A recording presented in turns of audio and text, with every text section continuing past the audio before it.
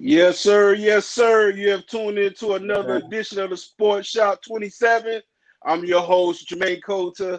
To my far right, you got Kevin Johnson, KJ. And in the middle, today's special guest, former Clemson, Come on, man. wide That's receiver, right.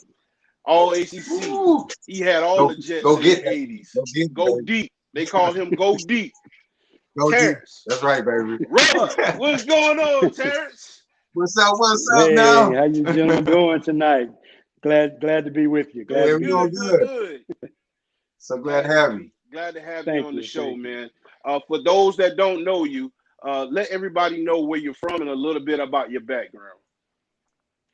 I played with Clemson from '83 to '86. I'm originally from Jacksonville, Florida, out of the world famous William M. Raines Senior High School there in Jacksonville, Florida. Okay. We used to call it Jack Actionville because all the action come from there. But we were Oh, there. Yes, sir, definitely. But originally from Jacksonville, came to Clemson. Fell in love with the place, fell in love with the people, and just wanted to be a part of something great. And as you can see now, 30 years later or a little bit further, it's still a great place. that's Yes, what's up. sir. Yes, sir. Hey, so what age you start playing football? Originally, I started when I was actually 9 years old. I was actually too young to play, but the gentleman who ran the YMCA program in the park, because he thought I could kind of outrun some people, so he let me play on the team, and couldn't catch a Oh, lick, cool. but he let me play on the team. So yes, sir, What position you was 9 playing years at the old. time? I actually started at wide receiver. Oh, Played wide, yeah. Then I moved to running back the next year. Then I moved to tight end the next year, and so dang. then cornerback the next year, and until I started playing for the school, and so then I started out as a defensive back, and then moved over to wide receiver, and ended up by my senior year in high school playing both ways. So Okay. yeah, real adventure. All right, cool. So, what was your Yeah. biggest inspiration? Yeah, What I made you? played. Go ahead. I was going to ask you what made you Yeah, I decide to played. play like. Go ahead, KJ. Yeah, go ahead, Jermaine.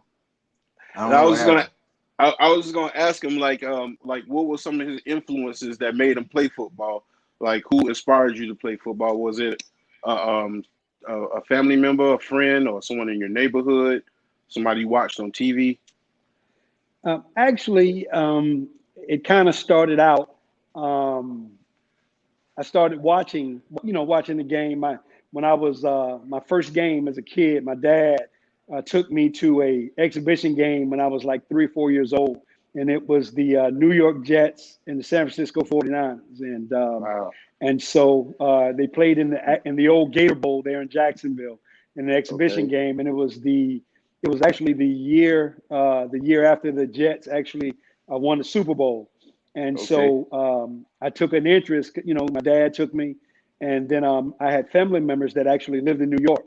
And so I at Christmas time we would go visit my aunt and my cousins and some of my uncles, and so I started watching at Christmas time because that was the only thing on TV back then. You only had three major channels, Yep. See, and so Yeah, and for in real. Florida we only for got real.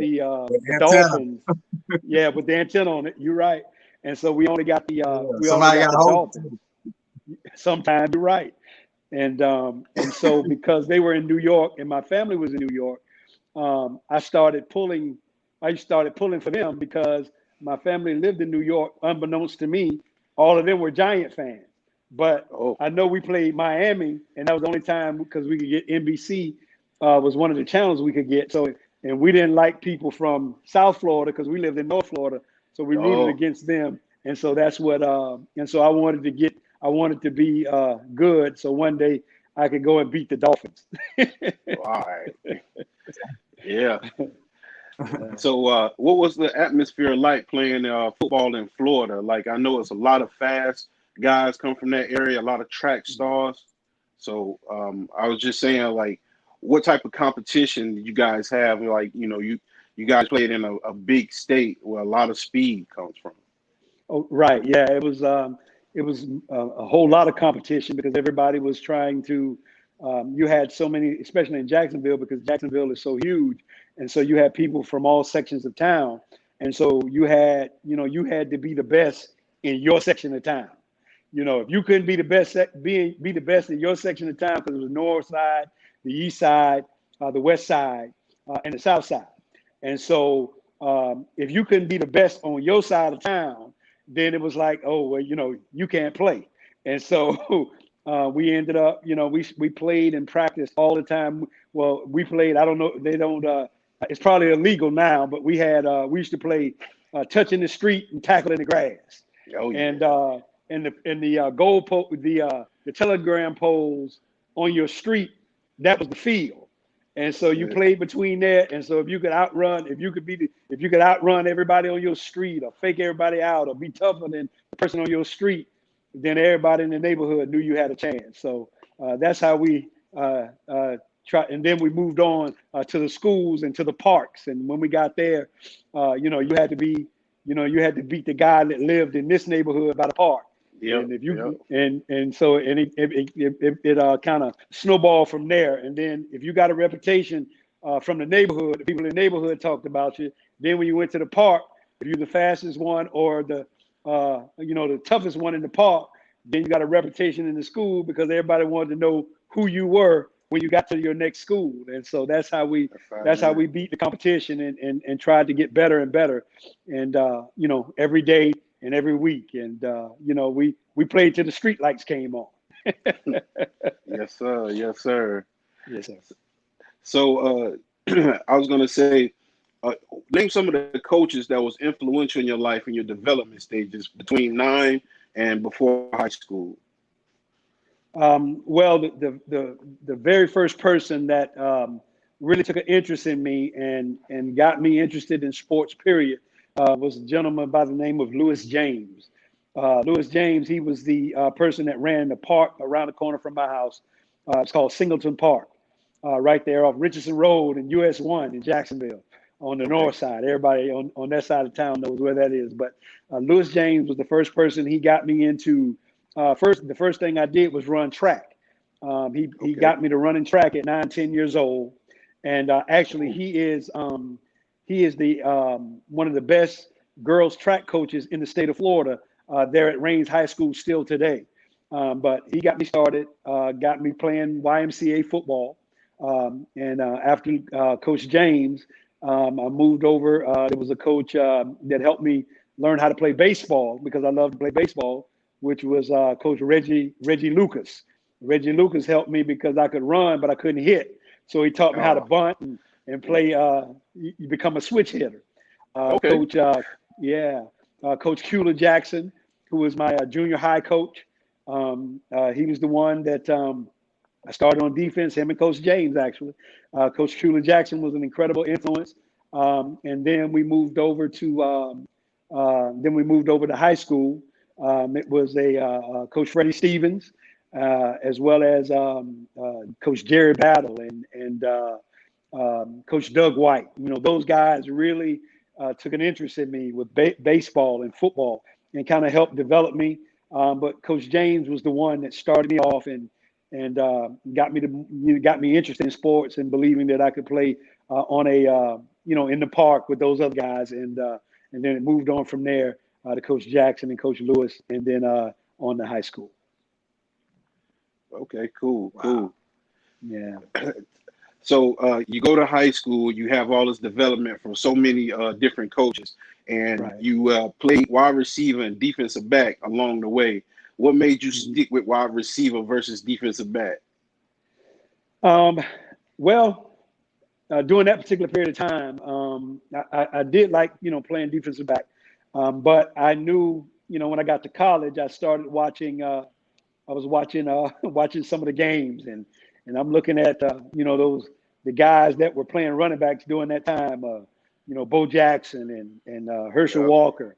And I met a cat down from St. Cloud, Kissimmee, Florida, that ended up going to Auburn and playing with Bo Jackson by the name of Britt Fullwood, man. And those cats, man, were, they were tough. And back then, you couldn't, you had to learn how to lock up. And I knew I was a good cover corner, but I'm gonna be honest, I wasn't really interested in hitting nobody. Okay. And so, because I like playing, I like playing coverage. I liked, interceptions, and I love that particular part of the game. And so, but I also my junior year, because I got matter of fact, I forgot one coach, a gentleman by the name of Albert Chester. Albert Okay. Chester was the quarterback on the lone national championship at Florida A&M University. And Yep. so Coach Chester came, and he was my wide receiver coach, and he started teaching me how to catch. You know how they teach you, put the diamond up, and you got to catch it with your hands. And so he started teaching me and mentoring me, and so I started learning the fundamentals of the game. And so I was so interested in the fundamentals. I'm like, well, if I become fundamentally sound, I probably can. I know I can play this wide receiver thing because I got a little bit of speed, not much, Yep. but I figured, if I do that, then I could actually possibly play at an early, because defensively it was so competitive back then, and so I just believed if I could just get a shot playing wide receiver, I could actually play early during my freshman year. Cool. Cool. So I was gonna say, I know it was a lot of people that probably went out for wide receiver during that time. Yeah, yeah, Yeah. they did, but they weren't. They didn't learn the fundamentals. They thought they could run fast, but they couldn't catch, and Uh-huh. keep it off your chest. Or if they went deep, it would hit them in the hands and they would drop it because they didn't practice. They didn't practice catching it. With their hands, and back then we had. Um, the thing that you use for baseball, baseball pitchers, where it was like a bounce back, and it was a square Uh-huh. on this like it was like a trampoline type thing. You stood up, and we Oh would throw yeah. the baseball and to come back to you. So what I Yep. did, Yep. my mom bought me one, and I would do it with the football in the backyard, and so Okay. that gave me an advantage to learn how to practice catching the football, and so that gave me a little bit of advantage because my mom she supported me in everything that I did. And so, whatever I needed, she made sure I had it in order to be able to get on the field. No problem. I'm trying to add KJ back in the room. Can you hear us now, big guy? Yeah, I'm back. All right. All right. Yeah, Go sound ahead. a bit better, man. All right. Yeah, I could tell you pointed, but we were just talking about him catching Yeah. and developing his catching skills. So if you got a question for him, go ahead, throw it now. I'm trying to get caught up. Okay. I don't know Okay. where we started. All right. So So basically, we have to we're leave. talking about high school and his transition from wide receiver from DB, and he was talking about how he developed by buying a net with a square in the bottom, then practicing his catching ability. So once you did that, that was your junior year, correct? Yes, sir. Yes, sir. Okay. All right. So you're Yeah. going into your senior year. Were you all American at that point, or had any you know uh, All Star games under your belt? Yeah, yeah. Well, definitely. Yeah, it was we used to do the North South All Star game in the state of Florida. Okay. And we got some all-state recognition during that time. It was the Miami area was heavy. Many of the cats that ended up going Melvin Brattons and the Alonzo Highsmiths that ended up going to U of M. Those Hmm. guys, and David Schuler was the quarterback down there. And Okay. Oh, it was a young man in West Palm Beach called, his name was Alonzo Jefferson. He ended up going to Notre Dame. And so a lot of those guys that were going to those schools, and they were in South Florida, they were getting a lot of the All-American accolades because during that particular period of time, there was no internet, it was no, it was a lot of it was word of mouth, and Yeah. so that's right. That's true. because South Florida was a hotbed, and in Northern Yep. Florida, we had guys that were exceptional, but most of the guys from North Florida during that time, many of them ended up going to a lot of the HBCUs. And so, but the guys from South Florida were going to the major schools, and if you were able to go to, one of the major in-state schools, or like the guys from Titusville, they were going to the Michigan as well. And so, in our area, in North Florida, we had some guys that were, the linemen were the big deals, and so us guys that played a specialty, specialty positions, we had to just, we had to make it as best we could to get our names out there, and so that's what ended up happening. And so we ended up playing in the North South All-Star game in Orlando, Florida, in the Citrus Bowl, and it was an incredible showcase. And scouts and stuff came from all over, but we got that All-Star game under our belt. We did pretty, we did pretty good, because they were trying to spread the wealth. But most of the guys from South Florida, they got all the juice during that particular period of time. But we held our own. Cool. So in your playoffs in high school, did you guys make it to the state championship? We actually made it to the second round, but we got beat in the second round. We made it to we were number 2 in the state at the time. My junior year, we made it to the second round. We ended up playing out in Panama City, not far from here, and we ended up losing because it was sort of a horrible experience because we left the day of the game. And so then we got to Tallahassee and the bus broke down. The air condition stopped working. The bus broke down. And so then we went from Tallahassee it was horrible. And we got to Panama City like 3:00 in the afternoon there. And so the game started at 7. And we got there, man, they ran us off the field. They beat us like 41-7. We didn't have a chance. Y'all was drained before y'all got on the field. Exactly. Yeah. We were drained. It was terrible. Definitely. Yeah. And so it was a horrible experience. I actually got hurt like in the third quarter.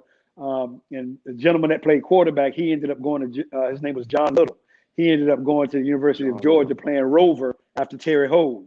And so it was him. And they had another guy named Pat Miller who ended up going to the University of Florida. And their running back, his name was Edwards. He ended up going to Southern Miss. And so they had like about 4 or 5 D1 players on that team. And I think we only had maybe 3. I mean, they were, we didn't have a chance. And then so my senior year, we ended up being number 2 in the state. And in both years, we went undefeated. We had great teams. We were the best in the city. And so we had a big game with Lake City, Columbia High. We were number 2 in the state, and we were 4A back then, and they were number 4. And they came to us and beat us. They came to us. We beat them at home, and then 3 to 4 weeks later, we played them in the playoffs and went to Lake City, and they beat us in Lake City, and so that ended our career. They were very tough too. That's good, man. Yeah. So you go into your recruiting process. What schools are trying to come at you now? Well, I had several offers, but I narrowed it down to Clemson, Purdue, University of Miami, and Texas A&M. So what made you choose Clemson? I chose them actually because one, when I came there, I actually came during the first time I ever came. I caught a ride to the spring game. Oh, wow. And I met Coach Danny Ford was my coach. Coach Chuck Reedy recruited me, and so I came during the spring game and just really enjoyed the atmosphere. And so during the recruiting process, they were always honest with me, because during that time I was playing both ways, but I was the defensive player of the year in my area. And so what they did was they wanted me to play cornerback. And so I came to on my official visits, and during my first visit, I met a gentleman by the name of Delton Hall. Delton Hall was out of Greensboro, and Delton played cornerback as well. And so Delton and I became friends.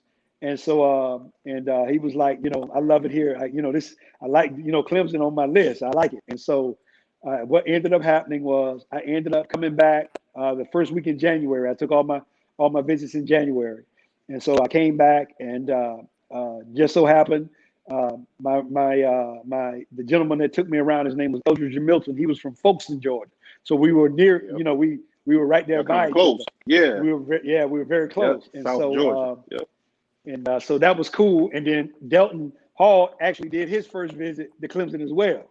And so, we started talking again, and so he was like, I'm coming here. And he said, "Will you come?" And I said, I probably am. I said, but I don't want to say nothing yet. And so I ended up going to what was it? I went to Purdue. Really liked it, but it was during the time you didn't have the TV. Excellent academic. But they were sorry back then. They were horrible. And, no national coverage. That's out in the middle of nowhere, ain't it? It's West Lafayette, Indiana. It was like an hour from Chicago, hour from Indianapolis, and an hour and a half from Notre Dame. I'm like, no, this ain't happening.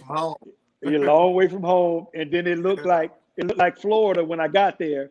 And then the night I went to sleep, and the next morning I woke up, it was totally white. It was like 2 inches of snow on the ground. Yep. I was like, I want to go home. Yeah, ready to go, baby. Yeah. Ready to go.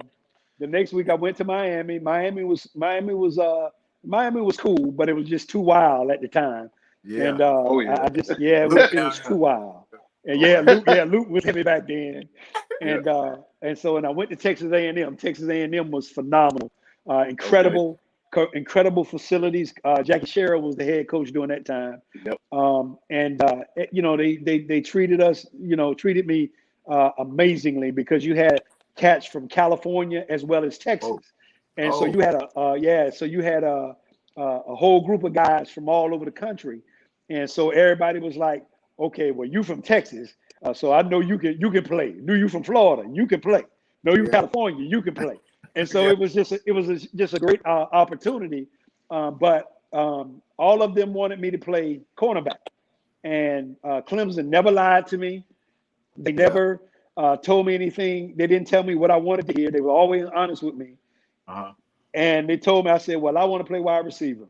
And so they said, well, what we'll do is during freshman year, during fall practice, we'll give you a chance to play wide receiver. And if it don't work out, we're going to move you to cornerback where we want you to move.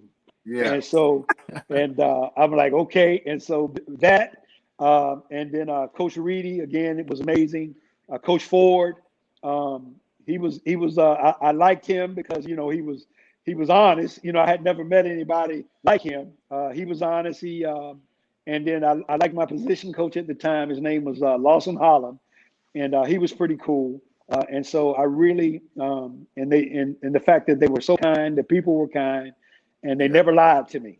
And so I said, well, if I can respect people that don't lie to me. When you're being recruited, folk tell you what you want to hear. But they didn't. They say, well, if this is what you want to do, we'll give you a shot. And if it don't work out, we're gonna redshirt you and put you in cornerback the next year. And I say, that's fair enough. That's all I need is a chance. That's what's up. All right. Yeah. So go ahead, KJ. Yeah, what coach recruited you though at Clemson? Coach Reedy, Chuck Reedy. Chuck Reedy, okay. All right. Yeah, Coach Reedy. Yeah. Cool. So I got a clip here, showing exactly what you just explained, how phenomenal of a receiver you were. Let's take a look at it. All right. Let's check it out, man. Yes, sir.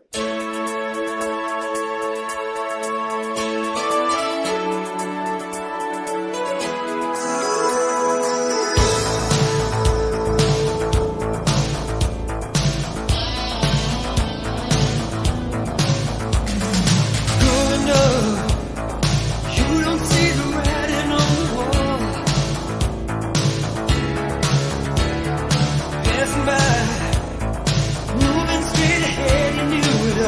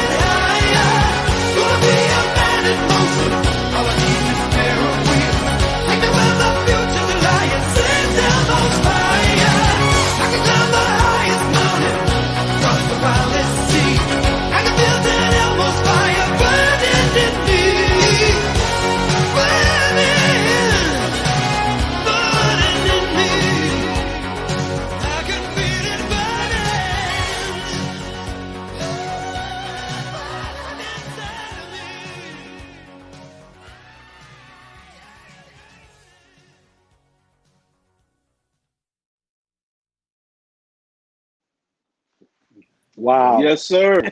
You remember those Facts, man. footages? I know you ain't Ooh. see that since VHS, right? Yeah, that was a long Had some time. speed out Yeah. there, man. Hey, you had Thanks, speed, man. man. You was going down the seams with nobody there.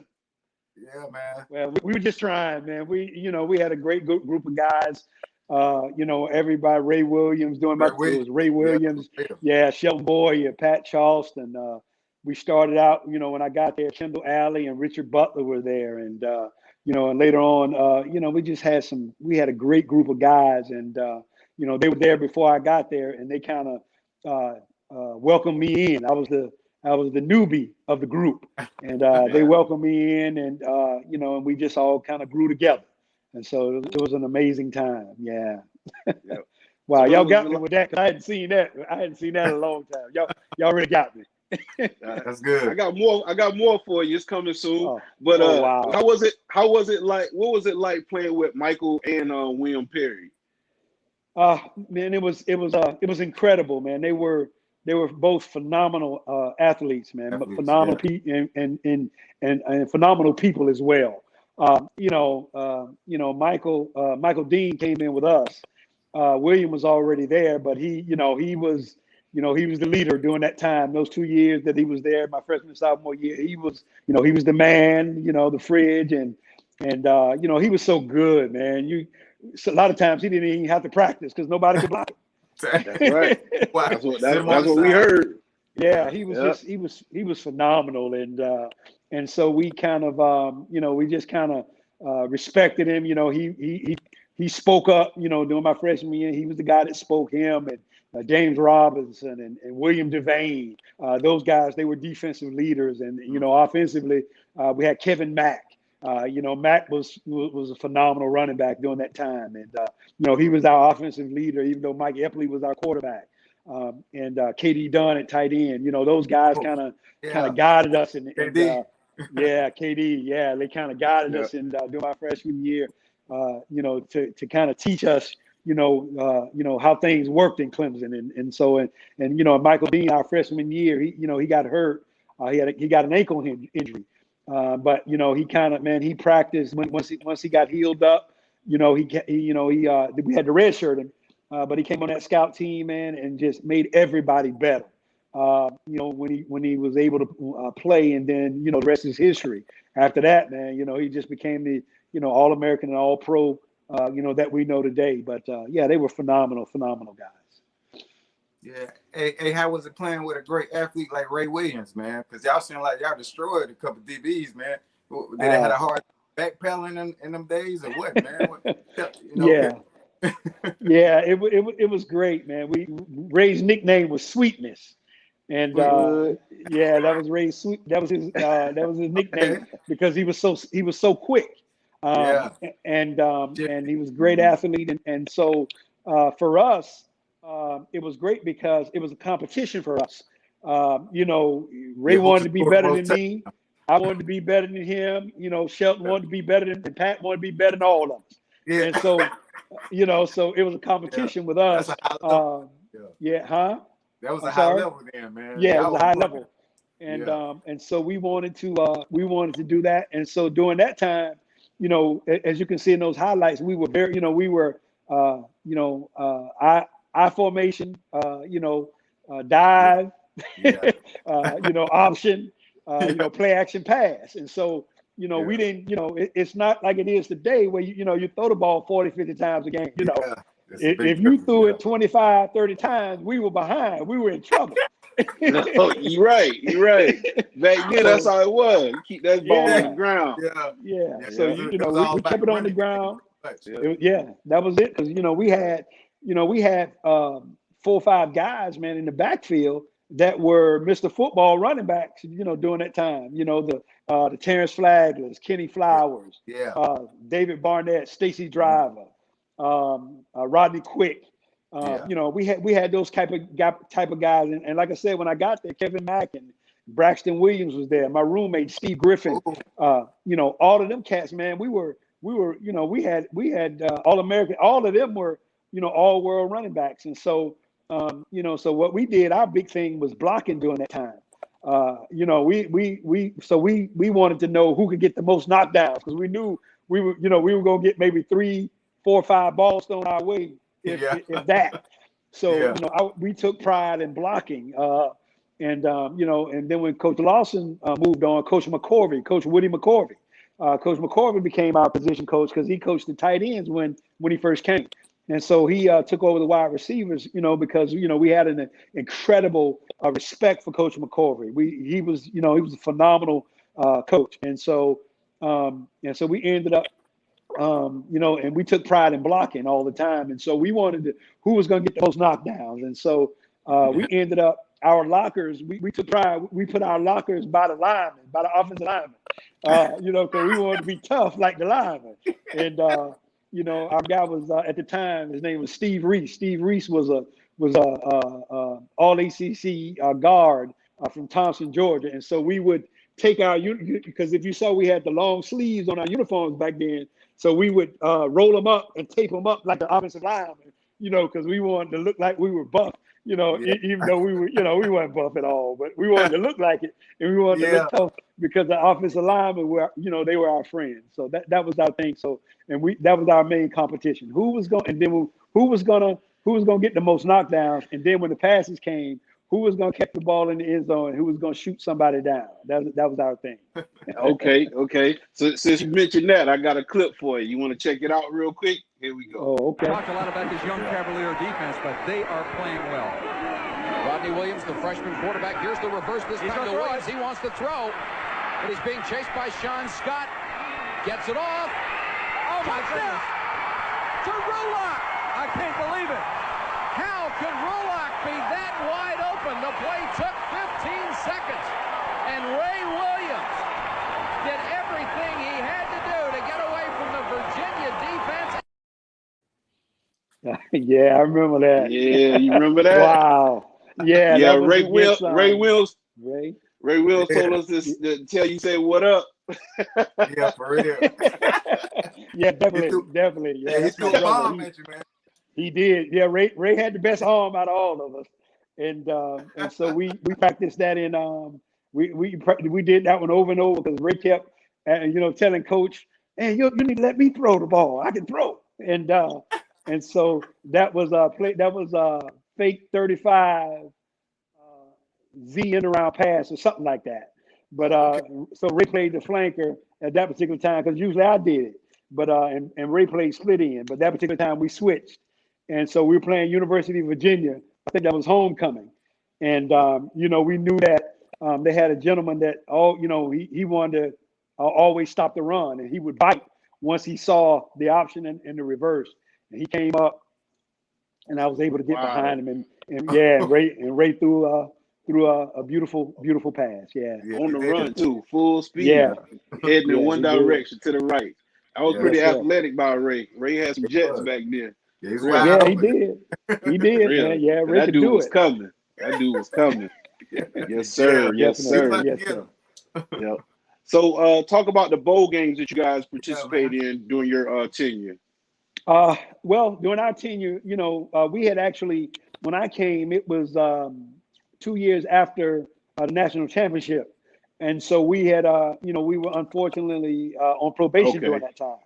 And so my first 2 years, my freshman year, we went 9-1-1, and we actually won the ACC that year. But Maryland won it because they came in second place. But that year we beat them. That was our bowl game because it was for the actual ACC championship in Death Valley. And as I know I'm dating myself, but we Boomer Esiason was actually the quarterback, but we beat the brakes off of him. We beat him like they stole something. Wow. And y'all was upset, man. Yeah, we were angry because we couldn't go, but it was what was best for the university at the time. Took it out on them. Yeah, so we took it out on them, and so we did beat them. And so my sophomore year, we were still we weren't very good because we lost a lot of scholarships. So it was only my junior and senior year that we did bowls. We went to the Independence Bowl because it was the first time we were off probation. Went to the Independence Bowl and played the University of Minnesota, and then University of Minnesota. I think Ricky Foggy was the quarterback. That was the year that Lou Holtz left Minnesota to go to Notre Dame, and so y'all beat them. No, unfortunately we didn't. We did not. We didn't beat them that year. But the next year we played Stanford in the Gator Bowl in my hometown my senior year, and we actually beat Stanford that year in the Gator Bowl on a overcast day, and we ended up being 8-2 that year, and because we went back to fundamentals, running the option. Because we had lost that my junior year, we lost because Mike Epley was our quarterback the first 2 years, and so my junior year we were trying to find ourselves. We had Randy Anderson, who was an incredible guy, and then we had Rodney Williams. They battled it out, and so our first 4 games we played. We went to the pro set, and but we went to the pro set, but we had option players. And so we weren't very good, and so we went to. I'll never forget. We went our 4th game. I think we might have been 1-3 at the time, and Coach Ford was like, "Listen, because we went to Kentucky and Kentucky beat us. It wasn't indicative of the score. They really embarrassed us, and because we had no identity. And Coach Ford, we got back that day, and it's illegal now." But Coach Ford was like, we are terrible. And so that Sunday, after the team meeting, he told us to suit up.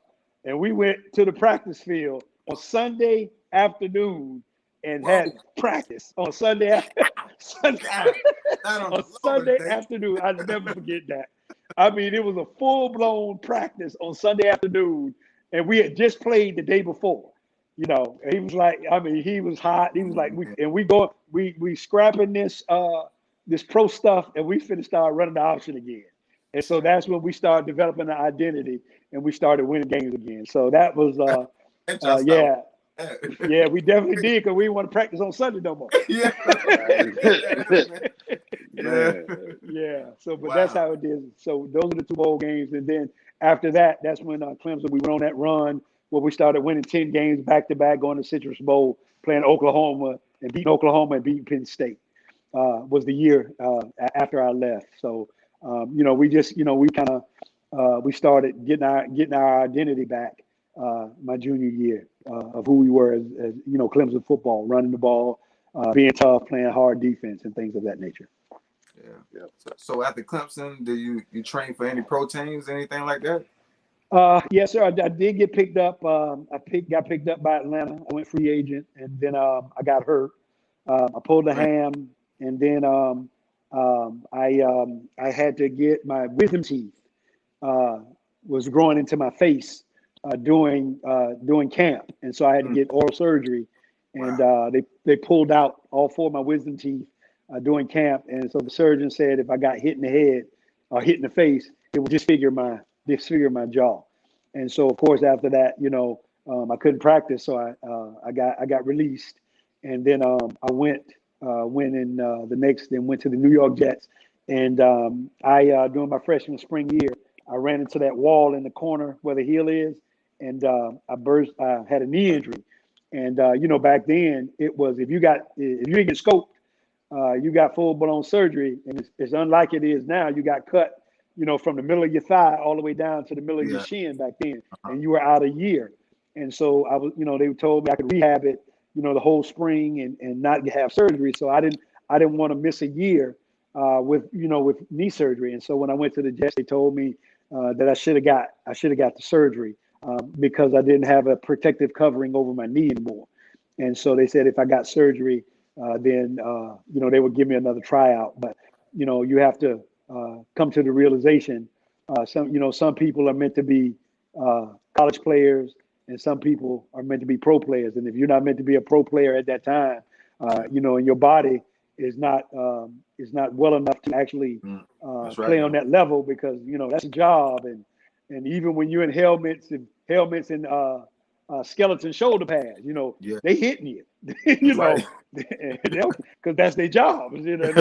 There's no touch. They're gonna knock your block off in skeleton drill, and so so my body was no longer, and in the game, when you go there, the game is like 10 times faster than it is when you get to when you're in college, And so, I wasn't, my body wasn't able to perform on the level that would make me a pro player. So I just, I said, well, I went home, I went on back home and just, told my mom, well, I guess, there's something else for me to do. And so that was it for me. Yes, sir. Okay. Wow. So you went home. Did you do any coaching or any mentoring when you came off the field? Actually, well, at first I did not. I completely got away from the game. Period. For some people it's different. For me, because I've been playing since I was age 9, and so now I'm 21, 22, and the very thing that you loved, you can't do it anymore. And so for me, I just did not. I took the extreme route. I did not want to be around football at all. I didn't want to be around any sports because it at the time it just kind of it hurt that I couldn't do it anymore. And so I got away from it. I kind of I just kind of started working just trying to live the life of a normal guy. I didn't want to, because you guys are former athletes, how it is when you're trying to you're trying to reacclimate yourself to society. You don't want to hear anybody tell you, oh, I remember you, and I remember what you used to do, and you remember that play you did such and such and such a time. And so I didn't want to hear that at all. And so I just kind of just got away from it and just didn't do anything for years. And so I ended up, a couple of my friends ended up playing pro ball. And so we ended up getting the Jaguars in Jacksonville. And so that's how I started. We got the team in 94.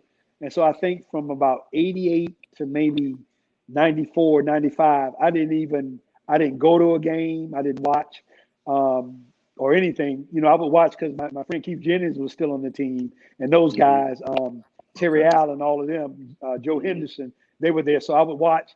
What I would do is I would watch some of it to see if they won, and then I would cut it off, because I just didn't want to.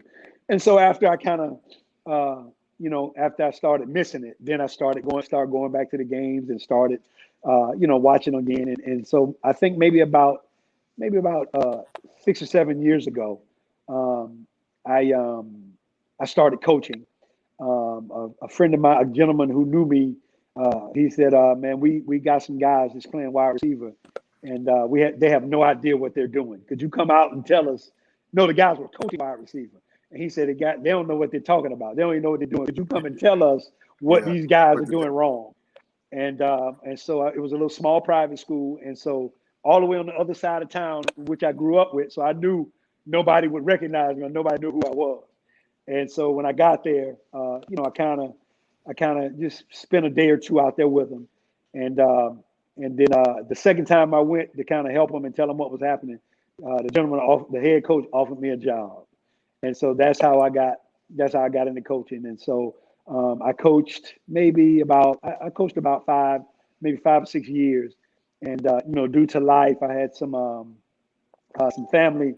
My wife got sick, and so when my wife got sick, I had to stop coaching and stay home and kind of be with her. So, but I did it for about 5 or 6 years. I coached the wide receivers. I ended up over in Jacksonville at a couple of high schools, and then I went over to St. Augustine in St. Johns County, and I ended up being I was a wide receiver coach, and then I ended up being one of the first African American I was the head JV coach in St. Johns County. And so I was very, very proud of that.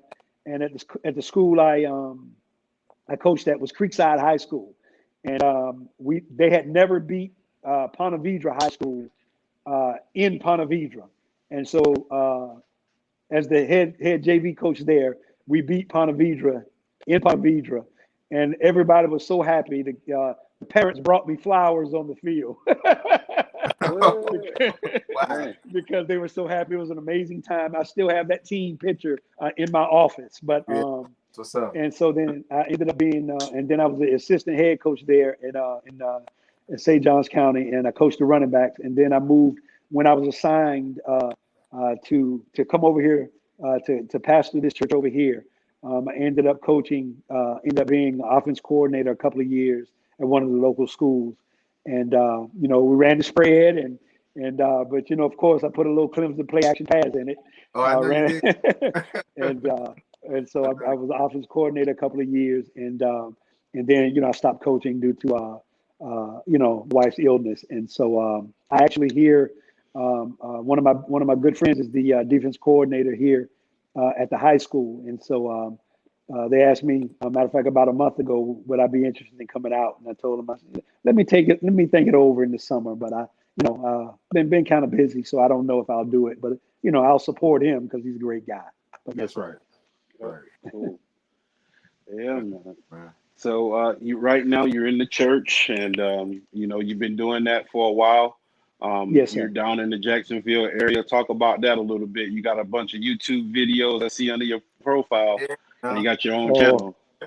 Oh, yes, sir. Yeah. Well, actually, yeah, we got to start transferring them over because the person that used to do that channel, they're no longer with us. So we just doing it on Facebook Live now.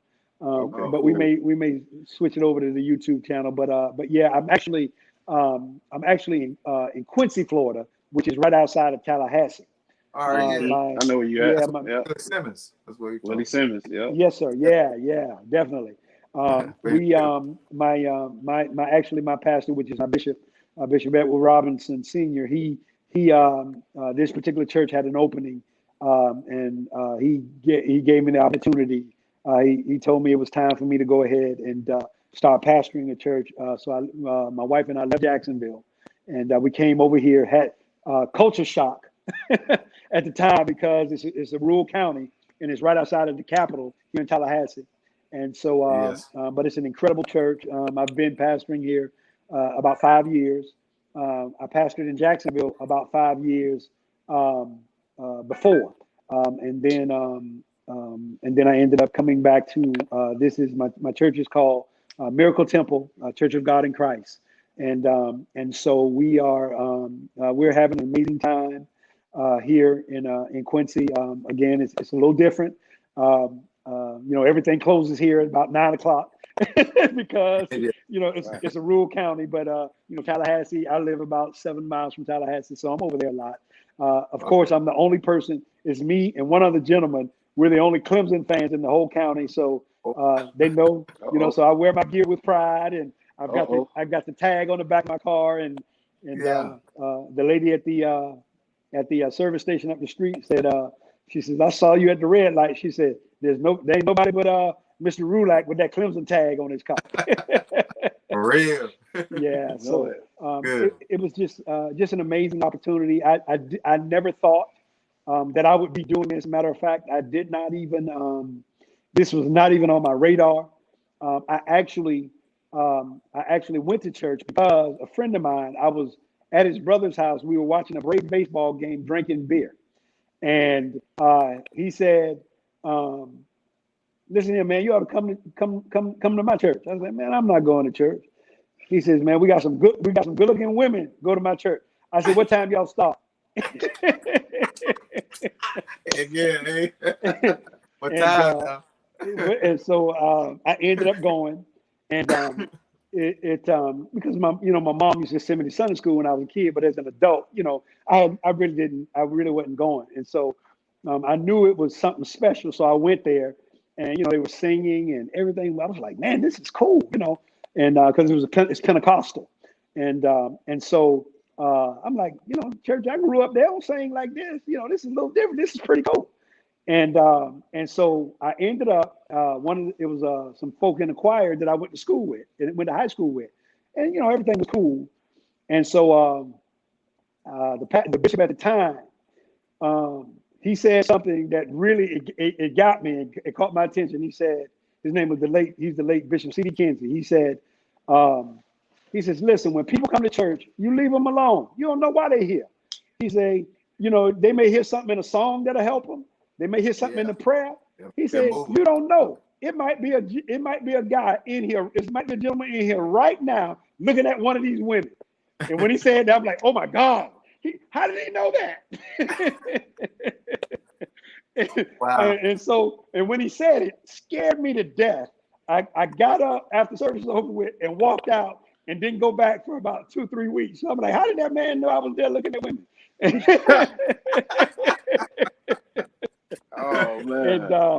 And so when I went back, it was the greatest decision of my life because when I went back, I ended up meeting my wife there, and we met, dated a couple of years, and we ended up being married for 25 plus years.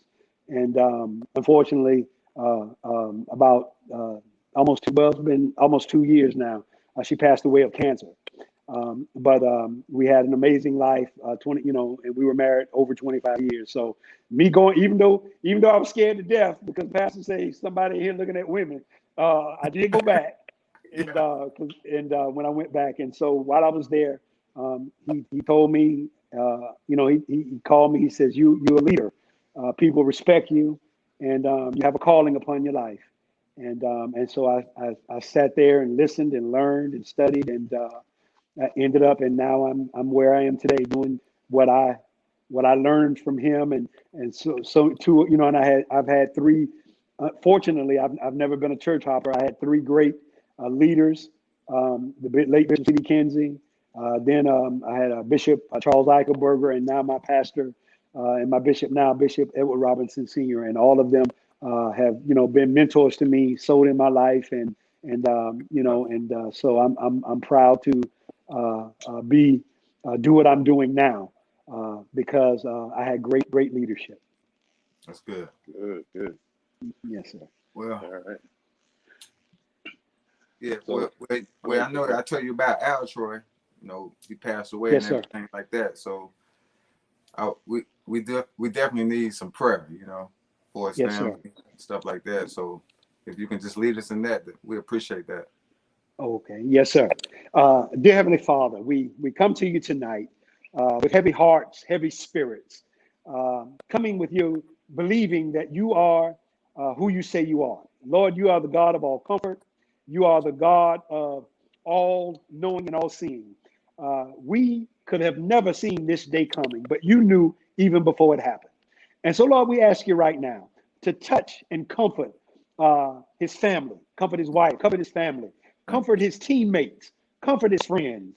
In the name of Jesus, Lord, we believe right now that you are going to be there with them throughout this trying time. Lord, be there with them because we know there is no sorrow that heaven cannot heal. Lord, we believe right now that you're going to be with them even after these particular services are over. We know that you're going to be able to comfort them. You're going to be with them, and they can come to you knowing that you can do anything but fail. Lord, we ask you to strengthen these brothers that continue to keep their teammates' name alive, keep his spirit alive, continue to bless them abundantly for the work that they're doing. And we'll continue to give your name the honor and the praise, and we'll continue to seek you for guidance in this troubled time. In Jesus' name we pray. Amen and amen. Amen. amen. Thank you for that. Thank you. Thank you. Anytime, Brother Terrance, Right. anytime.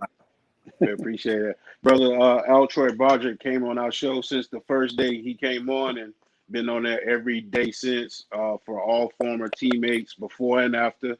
Yep. Commented. Wow. He was on our last show on the 42nd show on last Tuesday. And Yes, sir. unfortunately, we got the news on Friday coming home from work. So we would like to send our condolences out to his family, friends, and teammates once again. Al Troy, we love you, man. Love you, man. We know you out there. We Yes. know you're watching. And we're going to continue to keep your name living on in the Clemson family, in the world of sports, and in Jesus Christ. So, Amen. Amen. is there any advice that you would like to give the world or young guys or anybody coming up? Well, for me, and I appreciate the opportunity. For me, today's society and life is so different. There's so many opportunities for young people and to do the wrong thing. And my advice and the thing that I always say, and I live by this motto. I've taught my children this. I teach this in my church, and I share this with men and women everywhere. You know, and it's not anything earth-shattering. And I always believe this: if you do what's right, everything else will work itself out. Right. You know, we have an obligation to do what's right.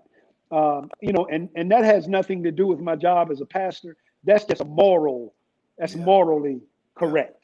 You know, treat your brother the right way. Speak kind to your sisters. Speak kind to women. Be courteous. And just do what's right. And if you do what's right, everything else will work itself out. You know, great things will come back to you. Your life will be better. You know, you won't have a life of continued stress and strain. You know, just do right. Treat people right. Even when other folk don't treat you right. You know, just be kind. You know, you can love folk, but you don't have to embrace them in your bosom. So that's what I can share with everybody. Man. If you do right, everything else will work itself out. Yeah.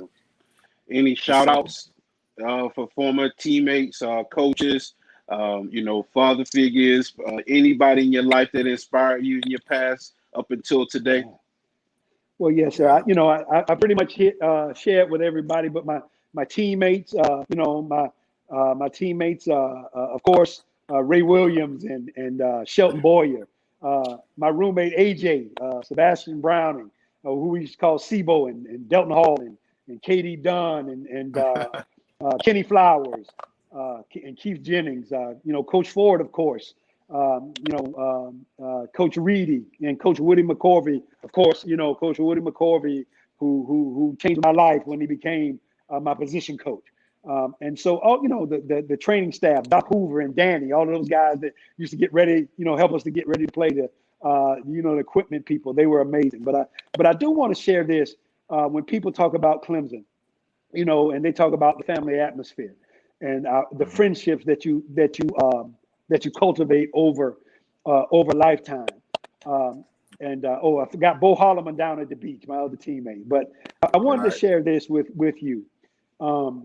When a couple of years ago, I lost my mother-in-law in February of 2018. My mom, and I buried my mom in January of 19. I buried my wife in October of 2019. Wow, man. And during the most devastating period in my life, it was my brothers, my teammates from Clemson, my family, that looked after me. Yeah, you know, I had my brother, my children, and my brother, who was an incredible support system. But my teammates were the ones that called me and checked on me, made sure I was all right, you know, and you know, and I tell anybody, you know, Clemson is not just what you see on Saturday. You know, it's what you see. You know, it's Monday through Friday, what you don't see. It's on Saturday, what you don't see. You know, and those guys, man, that reached out to me, and when I had my wife's funeral, it was AJ, my roommate, AJ Johnson, who he had something to do on that Saturday, but he drove down from Charleston to be with me at the viewing and the repast, had dinner, and we all stayed in the same hotel to check with me. Shelton Boyer drove from Charlotte in a truck, you know, and he rode to the church with me. My teammate was the one in the car with me, encouraging me. Ray Williams called me on the phone and prayed for me and checked on me, and quiet as it kept. And he didn't do it to be seen, but Ray was the one that bought the family spray for my wife. It was Ray with my teammate, you know, Keith Jennings, you know, those guys. And I wanted to, and I wanted to share with everybody, you know, our teammates, they're not just our friends and our teammates, they're our family, they're our brothers. And it was the Clemson family of brothers that was with me in my darkest hour. And I'll never, ever forget that. And I love them. I love Clemson.